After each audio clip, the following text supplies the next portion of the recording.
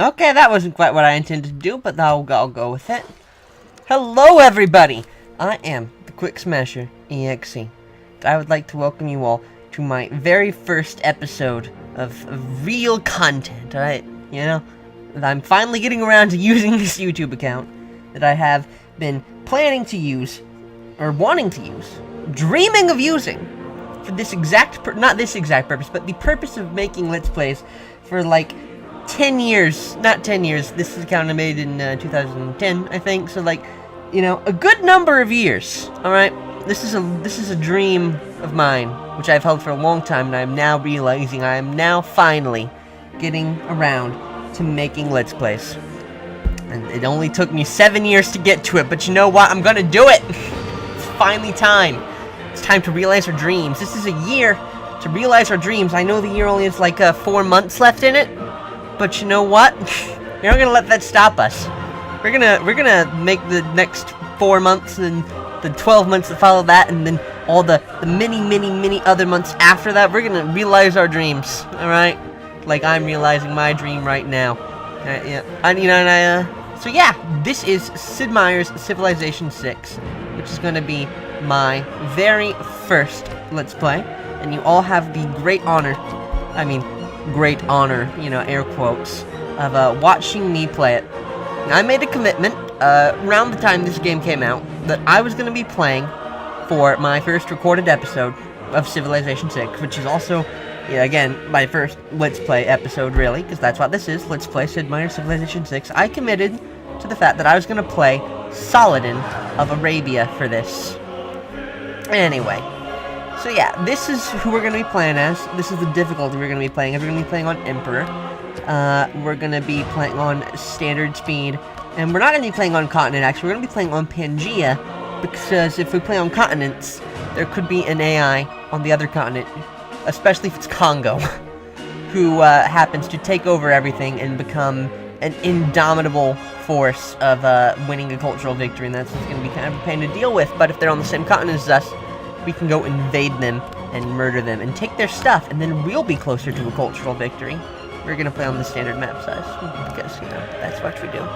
So anyway, yeah, before we start this, I just want to say I'm very excited to finally get around to doing this. You know, like I said, it's been 7 years in the, not in the making, but in the, you know, kind of wanting to do, you know. This is certainly not a game I expected to be Let's Playing 7 years ago, because it didn't exist 7 years ago, mind you. So yeah, but again, I'm excited. You know, I actually thought I'd probably be doing like Paper Mario or something for this, but we're going to be doing Civilization instead, and that's alright with me, because I'm very fond of Civilization. I have a bit of history with the series, so I'm just glad to be able to be sharing this all with you. Yeah, let's have some fun. Let's take over the world. Alright? Let's listen to Sean Bean's soliloquy. And this is Saladin, as I said. His benefit is Righteousness of the Faith, which has some really cool stuff that you're probably not going to use a lot. In that you're going to have really cheap worship buildings. And the problem with worship buildings is that, you know, they're kind of expensive. Like buildings get pretty expensive in this game, so the fact that you can really cheaply faith buy your worship buildings is great. And the fact that they increase your faith, science, and culture a good bit is also great. But the problem with that, of course, is that you're also not going to build a bunch of holy sites.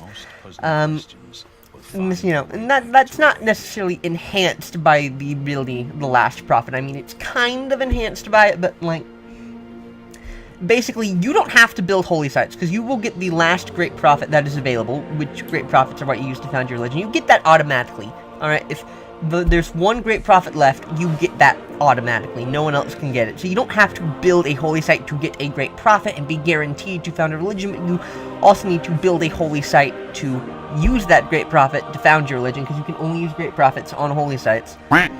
And you also need holy sites with shrines and temples. And mind you, the time you're taking to build shrines and temples is time you're not spending on stuff like workshops and universities and other districts.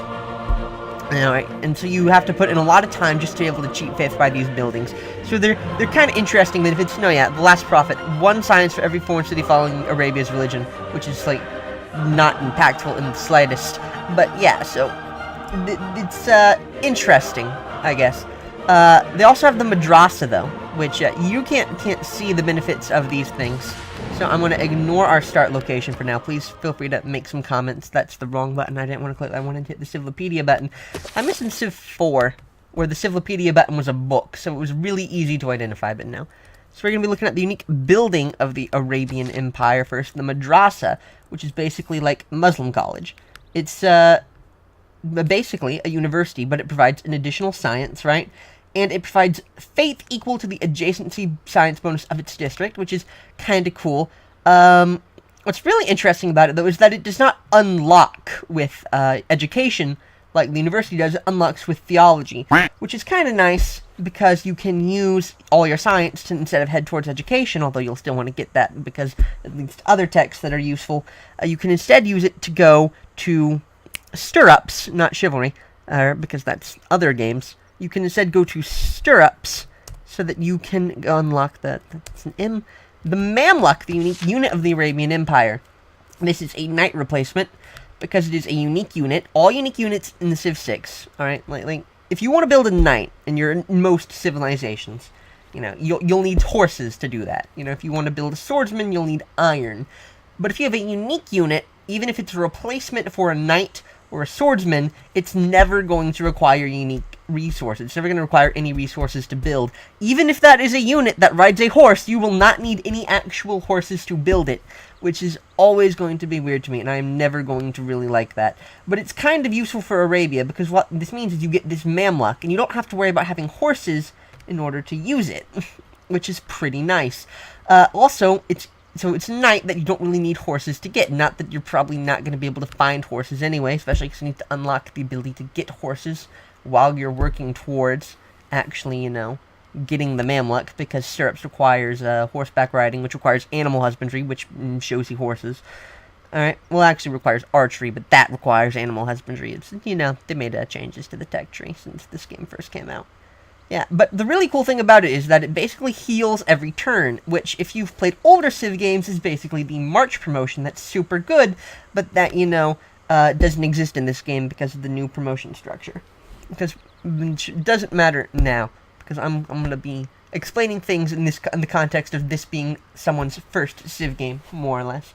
So yeah, that's kind of nice. The Mamluk is supposed to be pretty good.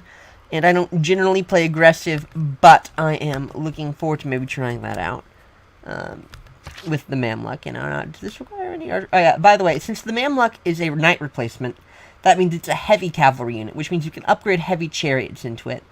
I don't think this requires any resources, does it? Let's check, because it says it requires the wheel. It didn't mention a resource. Let's try just a plain horseman, which I know requires horses. Yeah, that requires horses, so I can just build heavy chariots with nothing else. Which is good, because I can then upgrade them all into knights, and that'll, well, not knights, but Mamluks, and kill everyone, hopefully, for the glory of good things. Alright, yeah, oh, yeah, right. Alright, I forgot, they moved back when strategic resources are revealed on the tech tree to the technology before you could use them. I mean, except for the fact that there are no units that require horses that unlock with horseback riding, but now that means horses are visible from the start of the game. You don't have to research horseback riding for it. So we have a horse right here, which we don't need, because we don't need it for our heavy chariots or for our Mamluks. But anyway, here's our starting location. And this looks pretty good to me, actually. Because we've got, some rice, which is nice. We're on a river, which is nice. We have a cat. We have, like, some just good bonus resources. No luxury resources, unfortunately. Because luxury resources are quite important. I'm gonna go north, because I think south is probably a peninsula. Oh, well, here's some lovely luxury resources, yeah. I'm gonna go, probably here. So, ensigns and crabs. I'll probably want a city that can lump all that together, actually. So yeah. This is an alright starting location. But I think I'm actually gonna move a little bit before I found my city. Not a lot, mind you. I'm just gonna move a little bit. Because, this here is a quarry, right? Well, actually, let's think about it. Because I want to have a city, right, that's gonna truly get a really good industrial zone, because industrial zones are a very good district, and they get better for each adjacent mine or quarry.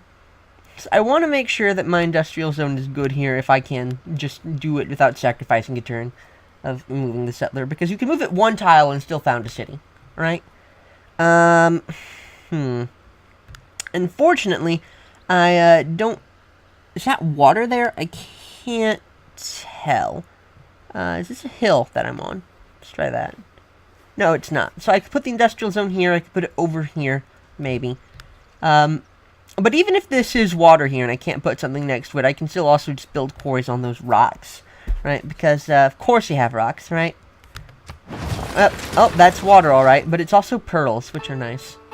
Anyway, yeah. Yeah, we have rocks available. Of course, because I'm going to do what I normally do. I like to start with a slinger. Because slingers... So in this game, most of the technologies in civics, you can research more quickly if you do certain tasks, and that's the inspiration for civics, or the eureka for science. Alright? So, like, if you kill a unit with a slinger, then you get the eureka for archery, and you basically don't have to research half of the tech. You just only have, you know, because half of it's just given to you, right? And so I like to kill things with slingers early on, and so I like to build a slinger early. Now let's see what I want to research. Yeah, so archers are very good for early war, so if you want to get early archers and kill things early, quick, rather easily, then you want to do that. I'm going to research animal husbandry to start with, because there are some because it will allow me to get to archer, but I'm actually maybe going to go for mining instead, because mining leads to the wheel, which in turn allows you to get heavy chariots, which you can in turn upgrade into your Mamluks. So yeah, we're going to be working on that. So you've got rocks, of course, right? Rocks are everywhere in Civilization 6. Okay, like, and that's one thing I don't like about this game. Oh, look, we found a tribal village. 2 tribal villages, that's nice. Like, here's something I will complain about with Civ 6, okay? In previous Civilization games, resources were, like, not everywhere, right? They would kind of, like, there would be parts of the world that had bananas, and parts that had elephants, and there'd be parts that had rocks, and parts that had no rocks, okay? Rocks were actually, like, pretty rare in Civ 4. It was hard to find rocks. But, like, in Civ 6, there are just rocks everywhere. You can't go very far on the map without finding rocks. And it's nice to have consistent access to resources and all that. But, like, it also kind of sucks that, you know, there's something that just sort of makes the whole map a little more monotonous with its resource distribution. Look, more rocks. That's nice. Yeah, I'm not going to complain, though, okay? We're playing as Arabia. Right, we're going to take over the world. We're going to need the production from rocks, right? Taking over the world as Arabia. There's absolutely nothing that could be taken as controversial in the slightest about a statement like that in today's political climate. Right? There is absolutely nothing that could be misconstrued about what I just said. And here we have some tundra. Tundra sucks, so we're probably going to settle a city around here-ish, though. Alright. There's sheep, at least. There's sheep living in the snow. Yeah, very cold sheep, but they're woolly, so they'll be okay. And let's see, where do we want to move here? Do we want to keep moving along this river? I think we'll keep moving along the river. Oh, there's some copper. Oh, we have gotten... Yeah, so sometimes tribal villages, they give you bonuses, by the way. I didn't mention that when I got the scout. They'll give you, like, inspirations or eurekas, and that's, of course, the best thing they can give you. So they've given me the inspiration for astrology, which is the technology you need to build holy sites, which is the thing you do to play religious games, which we're not going to worry too terribly much about, because we are, you know, the Arabs, and we get the free great profit without actually having to bother putting forth effort into our religion. But we'll also have to bother with it later on if we want to actually use it for anything, which we probably will at some point. You know, there's some nice beliefs you could use with it. Anyway. Let's see.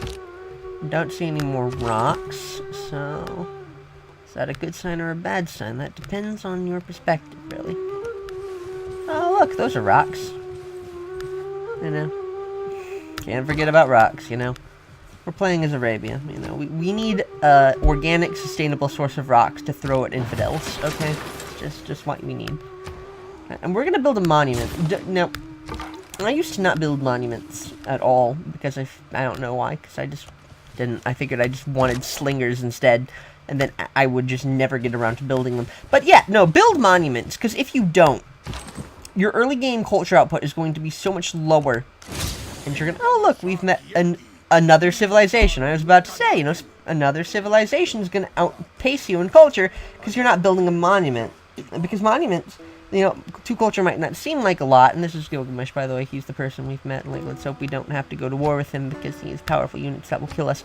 But basically, if you don't build this monument, alright, the monument gives you 2 culture, okay? Which might not seem like a lot, but our universal culture output is 1.7, okay? This thing will more than double our culture output at this point in the game.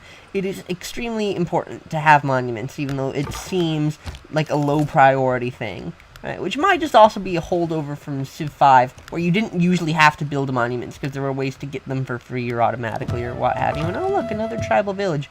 More free bonuses, yay. So yeah. Anyway. Let's keep exploring. We're probably going to want to not explore in the same direction as Gilgamesh, because, you know, we want to find places we can build cities, and it's kind of hard to build cities where your opponents have already built them, unless, of course, you know, you murdered them before they settled there, but in the process of murdering them, right, you're going to probably take cities anyway, so you're not going to have to worry about settling quite as many, so we want to settle good cities early on, so that we'll be able to use those cities to build units that we can use to murder our enemies and take their cities, thus increasing the number of cities we have, because in Civilization 6, cities are like the currency of power. The more land you have and the more cities you have, there's 40 gold, by the way, gold's kind of nice, the more land you have and the more cities you have, the more production you can do, the more units you can build, and thus the more cities you can conquer, and thus the more, you know, just everything is better with more cities in Civ 6. It's not like Civ 5, where, you know, there were you just not having a big empire with lots of cities wasn't usually the best option to start with, because your happiness limited you so much. Alright, it's time to open the tech tree and see what we want to research next. Because, you know, we also want to, when you do that, take into account what inspirations. Oh, what do you know? There's my episode timer. You see here, I've started a timer to make sure that I don't let episodes go on for too long, but I'm going to finish this turn before I restart it for the next episode. We want to take into account what, you know, inspirations we can get and what's high priority and all that. And I think it's probably important that we go for pottery, because pottery lets us get the campus, and the campus will let us build science, and science is, you know, quite important. The sciences are important, right? Don't neglect your brains, children. Oh, no, look! We've met Pedro II of Brazil. I met these two in the last game of this that I played, actually. The last Civilization 6 game I had before this Let's Play right here. It's interesting to see these two again. Hopefully we'll get to see some new faces, but that's just for me. For any of you tuning in, these are all sort of technically new faces. I mean, if you've played the game before, they might not be, but yeah. So I guess that's an episode. So thank you all for stopping by and joining me. Alright. In the next episode, we're going to continue to look for city locations. We're going to maybe found a city or something. We're gonna start working on our plan for total world domination. Alright? Sounds fun, doesn't it? I will see you all then.